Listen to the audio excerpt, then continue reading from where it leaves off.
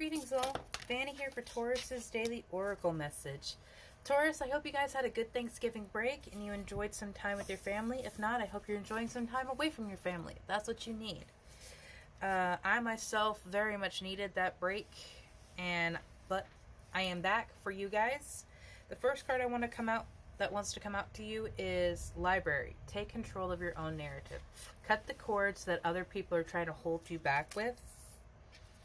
And remember to practice some self-love. I had to do this myself during the break. I took a very nice, long, warm bath, did a visualizations, and unprocessed some trauma. So, good on me. I needed that a lot. You also have dragons. Slay them all. Even if the world has tried to beat you, take away something that was vital to you, you still have everything that you need to slay every beast in front of you. Or conquer it. You don't always have to use violence. Personally, if I ever saw an actual dragon, I would probably throw myself down and pledge loyalty to it. Because dragons are awesome. I mean, I'd probably die, but at least I die doing what I love. I think dragons, like most Taurians, are grossly misunderstood, though. Okay, I'm using multiple decks today because it has been so long. The two cards that came out for you are Intuition and Extraordinary. The Intuition card states each person's road to the inner Lord is extraordinary and personal. How liberating to listen inside and sense moment to moment what is needed. I love that the word extraordinary came through in the Intuition card.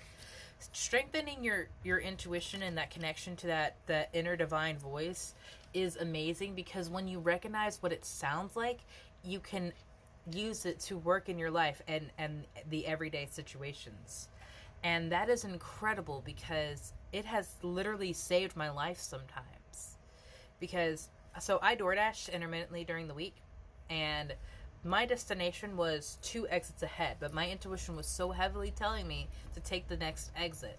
And as I was pulling off, the truck in front of me lost its load and metal went everywhere in the road. And I would have been directly behind that if I had stayed on the path that I was on. But because I have been working to consciously strengthen my intuition and recognize what that voice sounds like, I heeded it in that moment and it saved my life.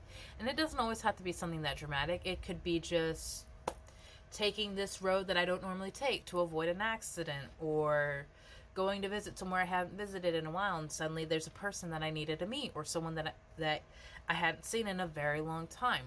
Your intuition does not always make logical sense in the moment or ever, but it is so amazing because it is divinely guided and divinely held. Not like these puppeteers' strings where it's tugging you and pulling you in places, trying to control you. It is a lot more like the sword here, allowing you to go into life with knowing, with support, with the tools that you need. The Extraordinary card states there's a wild impetus uniqueness to you that deserves to be honored. Absolutely. Going back to the self-love card. Are you loving yourself? Are you valuing yourself as the amazing person that you are? Or are you trying to make yourself more palatable for other people because you think you're too much? My love, you do not need to do anything to make yourself better for other people. You just need to be who you are. Even if that means following your own light in a different way. That's what I like to think of when I see this dark sunflower token here. Because sunflowers, of course, follow the light. They follow the sun. But this one is very different tone, very different energy. And so your light may be very different from other people. And that's perfectly okay, because your path is blessed. You have a golden clover. You have be still and know. And you have lots of adventures for travel, because you have the little wagon and the motorcycle. So if you want to travel, then I would say start planning where you want to go, because those are ways that spirit works in your life, is being that push of inspiration and thought of like, I really want to look up van lifers or tiny house buildings on YouTube. I personally love those. I want to plan a dream road trip or a bucket list locations. And putting your time and energy into that puts that out there to the universe that this is something you want. And then the support comes in. You could take control of your own narrative. You can make your own luck, make your own destiny. Your life does not have to be what anyone else says it is. You are the master. You are the writer. You are the creator.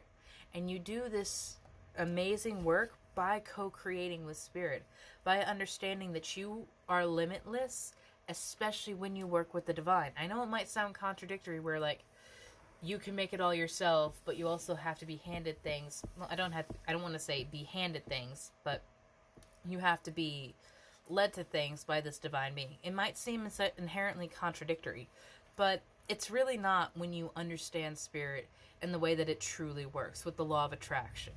It is mentality shapes reality.